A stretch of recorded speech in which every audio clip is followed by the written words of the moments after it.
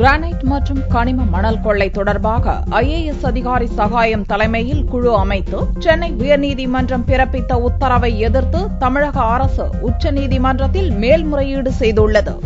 தமிழகத்தில் சட்டவிரோதமாக கனிம மணல் கொள்ளை மற்றும் கிரானைட் முறைகேடுகள் தொடர்பாக விரிவான விசாரணை நடத்த கோரி சமூக ஆர்வலர் டிராபிக் ராமசாமி சென்னை உயர்நீதிமன்றத்தில் வழக்கு தொடர்ந்தார்.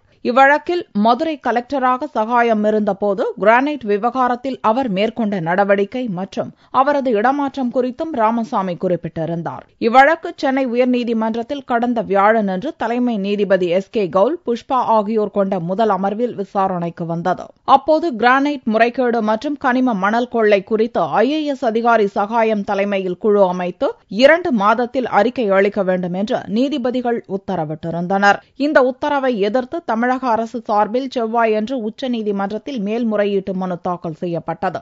கிரானைட் கொள்ளை தொடர்பாக பல்வேறு வழக்குகள் பதிவு செய்யப்பட்டு முறையாக விசாரணை நடந்து வருவதாகவும், சகாயம் தலைமையில் புதிதாக குழு அமைத்து மீண்டும் விசாரணை நடத்துவதால் காலதாமதம் ஏற்படும் வாய்ப்புள்ளது என்றும் அந்த மனுவில் கூறப்பட்டுள்ளது.